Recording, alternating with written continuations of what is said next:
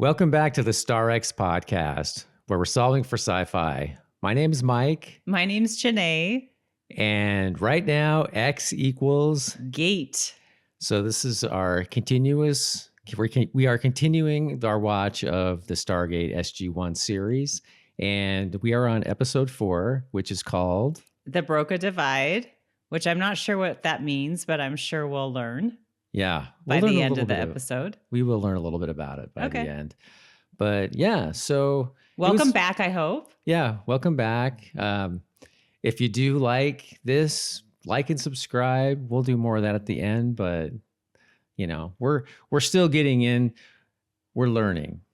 And this is our second time doing this recording for this particular episode because last time the audio broke up. Something got messed up. The audio did not work. So we're figuring things out. Yeah. But that means that we should just do that much better. So we know the episode very well right now. Yeah, we do. But it's a good episode, so it's not the worst one to have to do twice. No, yeah, it's a good episode. It's a perfect Stargate SG-1 campy off-world adventure episode. Yeah, it totally is. I mean, it pretty much lays the tracks for a lot of things coming up. Introduce a couple, or at least one character. Yeah, one major character for sure comes in on this one. So it aired on August 15th, 1997, directed by William Garrity and written by Jonathan Glassner. I'm sure character credits by Dean and Roland, so they're on there too. And the biggest thing is this cast introduces Dr. Fraiser. Yeah, Terrell Rothery as Dr. Fraiser. Janet Fraiser. Dr. Janet Fraiser. Love Dr. Janet Fraiser. She's a good character. She is a good character. Absolutely. I'm just seeing, just so we kind of go, let's go through and also highlight the other kind of maybe guest characters in the series or in the episode. Yeah, go for it. So we got Colonel Makepeace, who's played by Steve, I think it's Makaj. Gerald Plunkett plays High Counselor Tupelo. And let's see, Roxana Phillip is Malosha. Danny Watley, Lieutenant Johnson, and Nicole Oliver is Lidora. And I can't remember if we talked about Gary Jones, who plays Walter. He's the gate room guy. That might have been in. I can't remember. Have we talked about him? I don't know. That might have been in this episode that didn't work. That we did. Yeah. So we just want to give a shout out to Gary Jones because he's in probably 90% of the episodes, but he's always in the background, just in the gate room. He's the gate guy. He's the one always dialing the gate. Always dialing the gate. He's the one that says Chevron 6 locked. Oh yeah. Chevron 5 locked, right? Yeah. They go down and do the countdown. Yeah. So should we get into it? Yeah, let's do. Okay. So do you want me to start with the summary? Yeah, go ahead and go ahead. All right. SG-1 travels to the planet P3X797 following Stargate coordinates used by fleeing Goa'uld. What they find isn't a Goa'uld stronghold, but a divided human civilization living on opposite sides of the planet. One bathed in light and civilization, the other trapped in darkness and savagery. Yeah. So one of the first things I noticed on this episode that was kind of funny is sort of that Colonel Makepeace guy. He's like the Marine, comes in and he's got that Marine bravado or military bravado. He has his little team. We're going to be the ones that protect you guys. Yeah. Like you Air Force, wussies or whatever. That's sort of the way he's acting, like, kind of like a pissing contest. Yeah. And so they have their little, power trip, each of them. And then they go through the gate and they run into like what look like caveman type people. Yeah. Just a bunch of like, I can't remember. Do they get attacked as soon as they get out? Well, yeah, they kind Or of do they just witness, run into the yeah, group of they do kind of start to get attacked. They witness like these basically cavemen, almost like Neanderthal looking people Mhm. who they just are looking like just total savages, you Yeah. know, and that's where you see the Daniel is like looking at this Well, like they're this most observing them. fascinating, yeah, yeah, Yeah. and they're There's like, a group of them that they're observing, yeah, and of course they have a woman there that's tied up being who looks manhandled. normal. Oh, right, She right, doesn't look like, she's part of yeah, this these savages or whatever.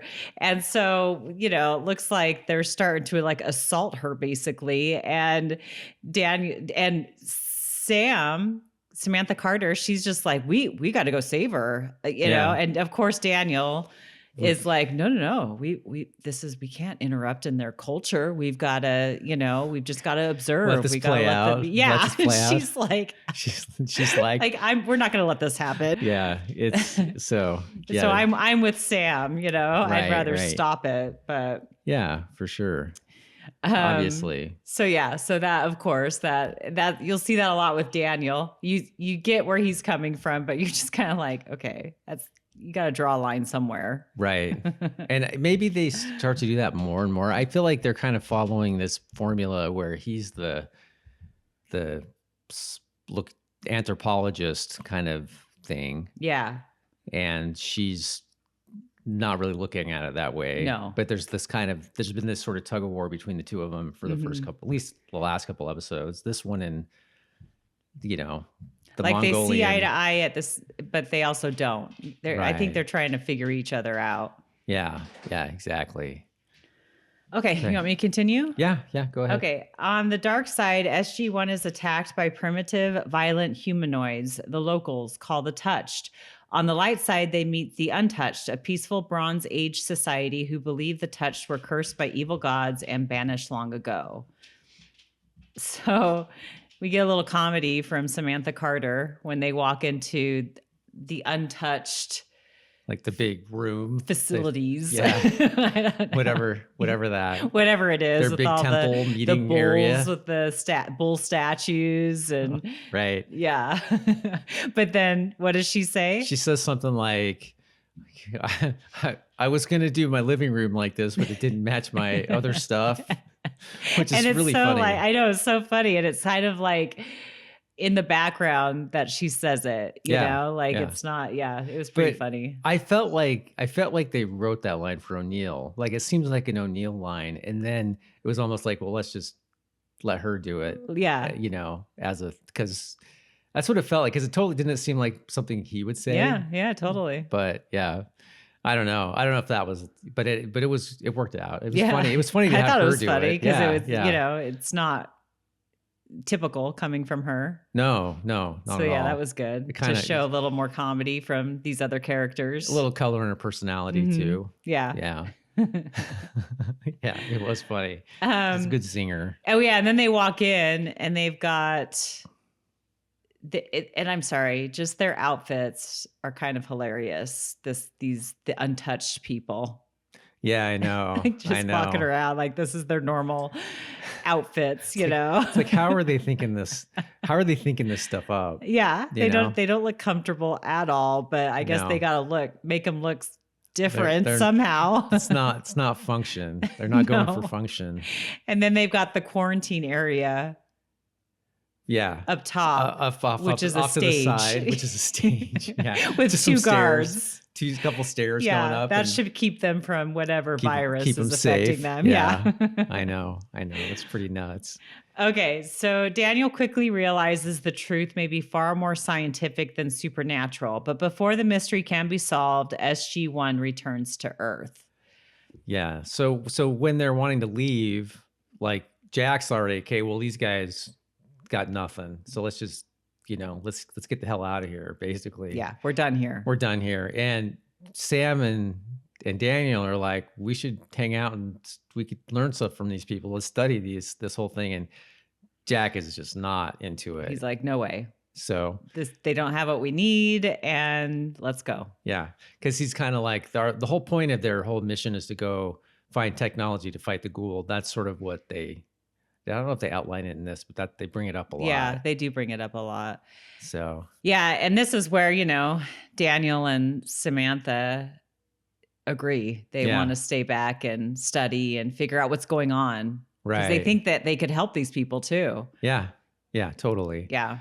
So then they get back there, obviously, and they have their little like debriefing, and Daniel's already just He's ready to fight to go back and study these people, and Hammond is like, son. I mean, Hammond basically is like, yeah, well, the president agrees with you, or whatever he says, and wait, what? Like, yeah, I wasn't expecting to I get had my a whole way. speech prepared.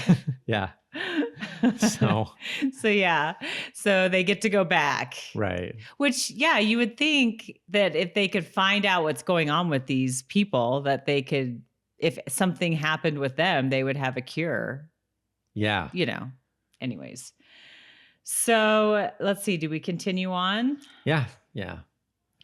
Almost immediately, members of the SGC begin exhibiting alarming behavior, violent aggression, loss of impulse control, and dramatic physical changes. One by one, personnel, including Captain Carter, Colonel O'Neill, and eventually General Hammond, begin reverting to primal animalistic states. It becomes clear that SG-1 has unknowingly brought back a highly contagious parasitic virus that shuts down higher brain functions while amplifying primitive instincts. So the first guy, he's it happens to. It's that black guy in the gate when they're in the briefing. Yeah, sitting next to Tilk. He was one of the Marines. He's one of the soldiers. One of the soldiers or something sure that which. Obviously that went through with them. I think he so is it must have been Marines. one of the Marines. Yeah, and he starts flipping out. Yeah, he starts flipping out. Tilk basically down. has to restrain himself. General, I would like to not hurt this man, or whatever he says, And so what I thought was so funny about that is after they grab this guy to go detain him, and then they have, Samantha and Daniel, they're in the gate room and they're doing some studies. It's like diagnostics and stuff. And just nonchalantly, like Daniel's like, oh, I wonder what happened to Lieutenant blah, blah, blah. And she just is like, oh no, maybe he was drunk or something. Right. Yeah. Like they wouldn't make any connection. Yeah. Like why would that be what you're thinking? That, oh, I don't know, he was probably drunk. Like they're on the most like, what's the word? I can't even think of the word. Top secret facility. Oh yeah. Like, they're going to alien planets, and background. I'm checks sure they have all these background checks. And this guy was on duty. He's not going to be like drunk. That's not going to be like a common thing that happens. Yeah. Well, I don't know. Maybe he was drunk. Yeah. There's no way that like they're that lax where they would. Yeah. And you think the two scientists who are sitting there doing diagnostic are going to be like, I bet something happened on that planet. Make the connection at least somehow. At least something like, He probably got something from the planet. No. Right. No, they don't think that. No, he was drunk. He's probably just drunk. But maybe it was like a throwaway scene. Maybe they needed to, they needed another minute or something. Before they reveal that it's from the planet. It's so. Well, because then it jumps to... So next is Carter, Samantha Carter. She's now affected. Oh yeah, and in the locker room. In the locker room, yeah. This is like She got to stretch. She's gonna seduce O'Neill. Yeah, O'Neill, animalistically. It's so awkward and so funny. I love it. She's got her hair all messed up. She's got the tank top on. Yeah. Oh, it's hilarious. That was some hard kissing. Yeah. Yeah. Wow. Yeah, that was a good scene. And then right after that. Well, then that happens. He's got to peel her off of him. Yeah. And then she goes to sick bay, lets cut to him talking to Daniel in the control room, Mhm. and they're again, like having this conversation This in the nonchalant. and he's like, well, she tried to seduce me, and Jackson's like, oh, you poor man, Yeah. like, oh, I feel so sorry for you. I better go check on her. And then on a dime, O'Neill starts getting all Jealous and jealous going and territorial crazy and crazy, and hits Jackson. Yeah. Yeah. Yeah. So So things are, strange things are afoot. happening, and everybody must be drunk. Yeah. well, no one's really making the connection, No. And No, they're not. So well, they at that point they kind of start making a connection, don't they? Or am I still too early? I think because isn't this now so now they've got all these people that have been affected. So this is when we meet. Oh, that's Dr. when we meet Fraiser. Dr. Fraiser. Yeah. And they kind of start putting together because they're going around and showing all of the. She's with General Hammond. Yeah, and they're showing all the people like going nuts in their holding little holding cells, yeah. like hitting their heads against the walls and like. Shouldn't we be sedating these people? Yeah. Like so they don't hurt themselves. Put them in like an induced coma or something, And then of course, Hammond finally has that realization. Are you telling me that we brought back a plague or whatever? What? How could we bring back something from another planet? Yeah, it's so funny. Yeah. So now he's got to go, do the whole lockdown and use his red phone and call the president. Well, they end up, they have to do a lockdown. He's got to do all this stuff. But but they do send Teal'c and that's in the next the summary, yeah. What's that? Yeah. Oh, do you want me to go? Well, I thought you were going to say something. Oh no, I was getting a little ahead of the summary. That's okay. all. Sorry. Okay, so they've got everybody in the holding cells right now who are affected, but for some reason Jackson and Teal'c, they're not affected yet, and neither is Dr. Fraiser. Yeah, so far. Okay. So as the mountain is sealed under full lockdown, Daniel and Teal'c, who remain immune, return to P3X-797 to get a blood sample for testing. The untouched survive because of a natural antihistamine in their diet, something Daniel and Dr. Fraiser coincidentally share due to severe allergies. Yeah. So it's kind of like anticlimactic. Yeah, it's like, allergy medication, antihistamine. Yeah, and this is changing their whole look. Yeah, that's the thing that's super weird about it. Like whatever this disease is actually changes their physical appearance. Yeah, and that they can't even talk. Because your bones would have to grow differently and everything to make your face look all like your forehead's protruding. And something would have to be happening in your brains to not be able to talk. Yeah.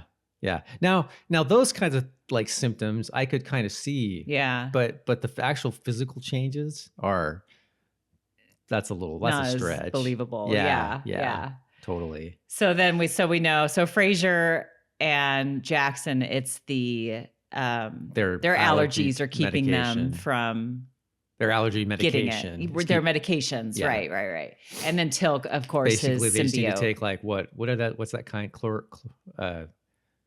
What's that one you always see the commercials for? I don't know. Claritin. Oh, Claritin, yeah. Zyrtec or whatever, Which you'd think would wear off at some point. We know it does. Yeah. We know it does because later on. Okay, let's see. Back on Earth, Dr. Fraiser develops a risky but promising cure using massive doses of antihistamines. Colonel O'Neill volunteers as the test subject. The treatment works, restoring his mind and providing the key to saving both the SGC and the infected population on P3X-797.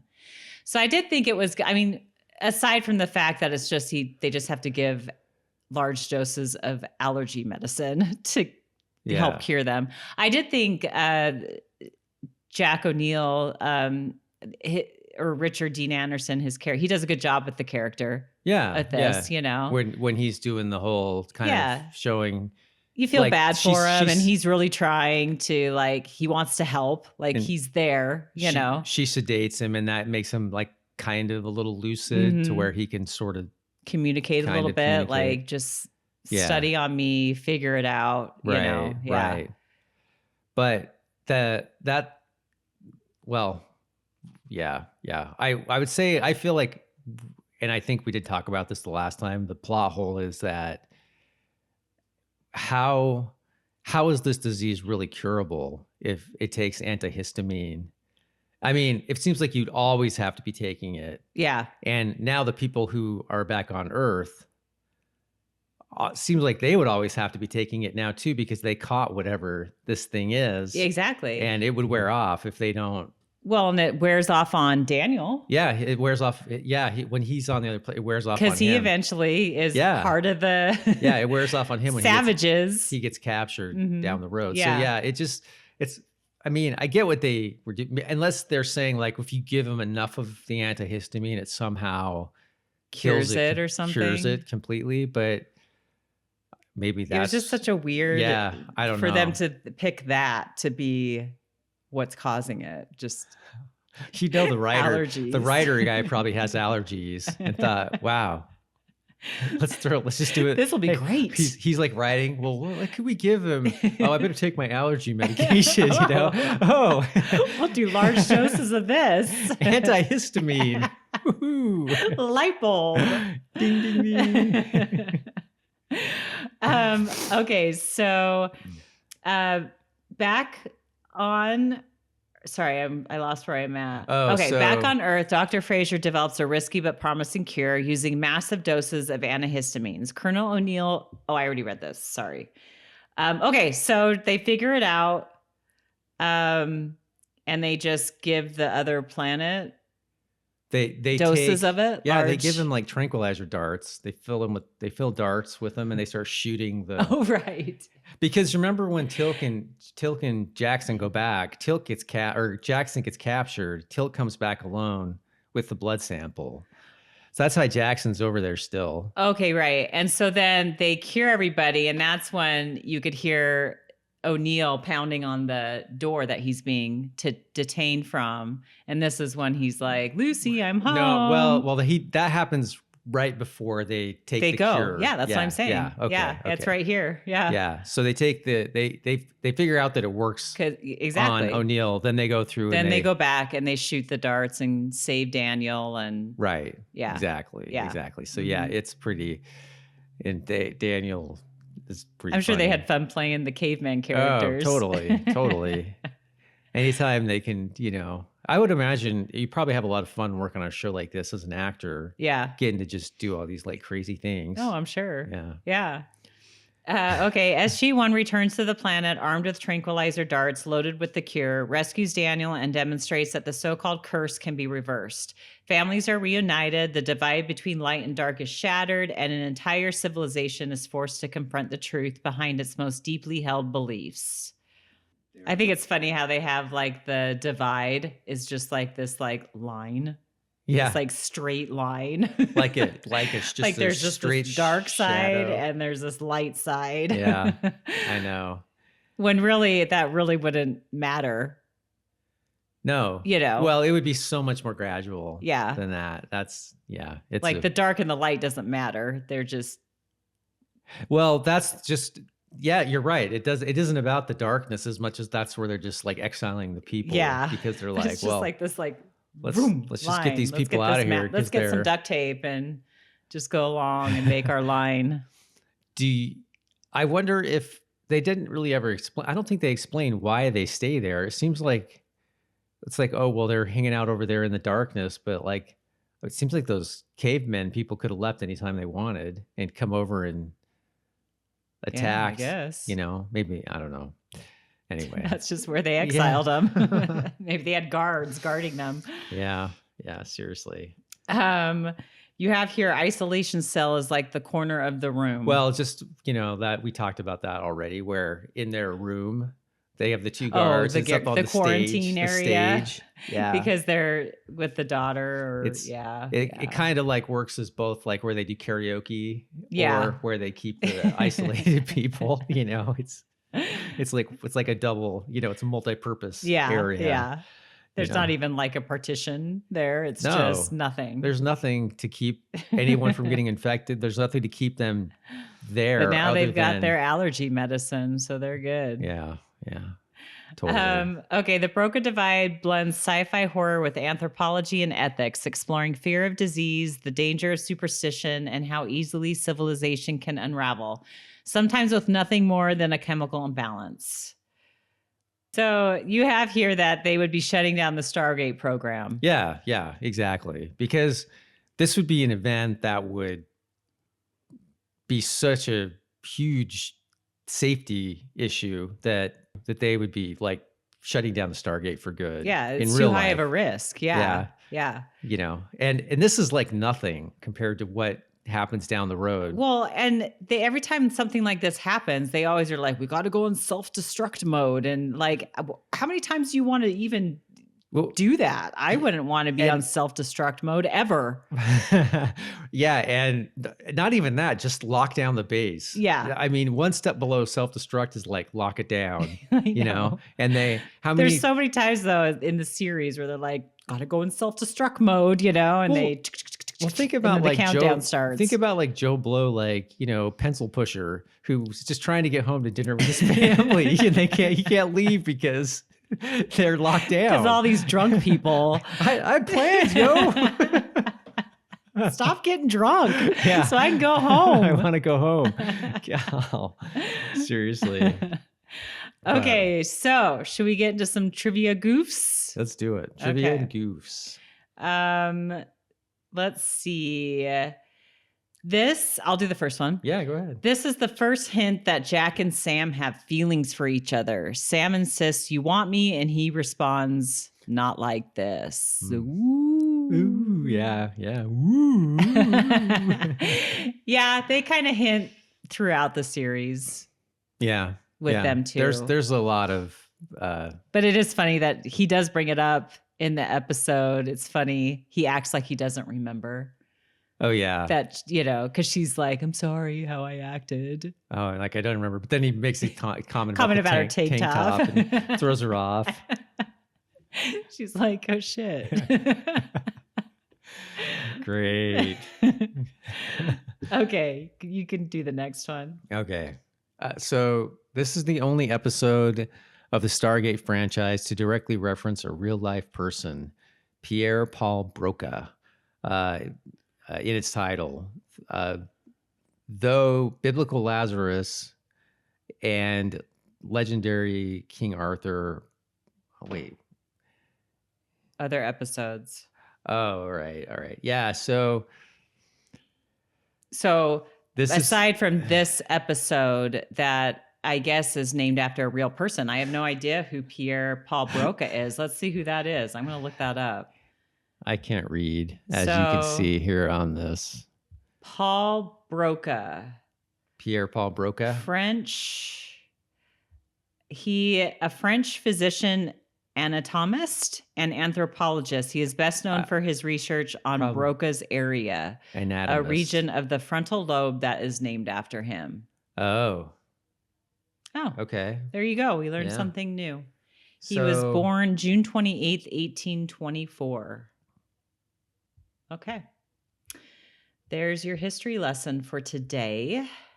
Huh. Okay. So there's two other episodes in the series where they're named after real people: biblical Lazarus and legendary King Arthur. Oh, I see. So we get these. A lot of this stuff comes off IMDb, just FYI. So the trivia and goofs. We get a lot of it from that, and also Google. But yeah, so there is an episode with Lazarus in the title, and there's another King Arthur title. So okay, which is what I just said. But Paul Pierre Broca is an actual real person. Yes. No, but good job, hun. They're saying that Lazarus, even though these are like legendary people, like I mean, Lazarus might have been a real guy in the Bible, but we at least know that guy. Mm-hmm. I hell, I don't even know. I don't know. Let's move on. Let's move on. All right. Okay, this is the first episode in which Tilk addresses Daniel Jackson by his full name. It's one of only 3 in which he addresses him simply by his first name. So yeah, he just calls him Daniel. And there are a couple other episodes where he calls him just Daniel, because he always just says Daniel Jackson. So this is one of the first, because you have here, this is the first episode in which Tilk addresses Daniel Jackson by his full name. Yeah, so he calls him Daniel Jackson. Oh, okay. Yeah. Okay. Because that's usually what he calls him. Except for a couple times where he calls him just Daniel. I think he also calls him Daniel too, because it says here it is one of only 3 episodes in which he addresses him simply by his first name. Okay. So he also calls him Daniel, I guess. I don't know. I don't remember. I only remember him saying Daniel Jackson, but we'll have to keep a lookout. Yeah. You want to do the next one, or you want me to keep going? No, I'll do it. It says, let's see if I can read this properly. Although running for 10 seasons and engaging in several romances, this is the only episode in which Samantha Carter actively exhibits a sex drive and tries to seduce someone. Well, yeah, I mean, like Colonel Jack O'Neill. She goes to, okay, so far as to state that you want me, state that you want me. The only other time anything like that happens is there's an episode of Stargate Atlantis where Carter would try to seduce Rodney McKay, but that's all in his head. Yeah, that's a good episode. That is a good episode. So yeah, but I mean, that's not really like her type of character anyway. It's funny when she does that though, because it's so out of character. It's so out of character. Yeah. So it almost makes it even funnier. It was funny. Yeah, it was a funny scene. Yeah. It was good. Okay, let's get into some goofs. Let's see. The first one, General Hammond says that the people that SG-1 brought back from Chulak in Children of the Gods identified the last 4 symbols that the Goa'uld used to escape. However, in that episode, the only one near the gate was Jack, and he didn't see the symbols either. Yeah. All right. So basically, like nobody was up there when they dialed it. And so nobody would even know. Yeah, it's sort of like a retroactive. I don't know. I don't know why they even had to come up with a reason. They could have just skipped that. No one would have thought anything. Yeah. Oh, well, because you could have just said we went to PX 797, whatever, or that's where you're going. I'm not really sure why they added that. I don't either. I don't even remember. Unless they're just trying to connect it coming up. Yeah, maybe they're just trying to connect the episodes, like with a little bit of overarching stuff. Go ahead. We kind of already talked about the next one. Oh yeah. The only other thing would be the blue sky. You could see blue sky through the trees when you're on the dark side of the planet. So like obviously that would be hard to film anyway in the dark like that. So it's that's why it's like it's a goof. Yeah. But it's like not a whatever. Yeah, they needed that line. I'll give them a pass. Yeah. On being able to see light through the trees. Right. But yeah. So that was it. That was the episode. Yeah. It was a fun one. It is a fun one. Yeah. Let us know, you guys, what you thought of it. Yeah. Yeah. Comment. Like I said, subscribe. You can email us at starx@groovydane.com. Is our email. So Indeed count. Okay. Is still 0. Still 0. For crying out loud. He does say it in this episode. Yeah, but right. Because originally he said it 3, but he actually says it 3.5 times. Can you guess where the half one is? I noticed it. Yeah. It's when like he's trying to peel Sam off of him in the locker room. It's when she like kisses him really hard, and he goes, before she kisses him, he goes, for crying out, and then she kisses him. Yeah. So we threw a 0.5 on there. We did, because he almost said the whole thing. So this episode 3.5, series total so far of 7.5. And So far, that's winning. And weren't we going to think of some more? Like, we want to think of a line for Samantha Carter. well, we want to think of not necessarily a line or just something that we could count That they do that a they lot. either that they And same do with or same with Jackson. Jackson. Yeah. Yeah. If we come up with something, we'll retroactively go back to previous episodes. Yeah, and count it. And So count we'll it. see. So, We'll figure it out. yeah. Okay, and then line of the episode. Line of the episode. Okay, so this is when O'Neill gets cured and he's still in the holding cell and he's banging on the door, and Tilt goes and opens the little window that's on the door, and O'Neill's there and he says, "Lucy, I'm home." Nice. And Tilt, he says something like, "I am not Lucy," or something like that. Or I don't know who Lucy is. I think he says "I'm not something. Lucy." I don't. Yeah, he says something about not being Lucy. It's funny how fast you forget. I know. But yeah, that was a good episode. Yeah, it was a fun one. Yeah, thanks if you've made it to the end. Thank you. And yeah, we'll see you guys in the next episode. That one is called. I don't even know why. I don't know. I don't know either. Here, let's see. In fact, I'll look it up right now. Look up the next episode. It's called. It is called The First Commandment. The First Commandment. Yeah, so tune in for The First Commandment. That's a pretty good episode too. Yeah, So, I like that one. yeah, I think if you're watching along with us, you'll like that one. That one's pretty good. So yeah. So until next time, keep solving for X. Thanks.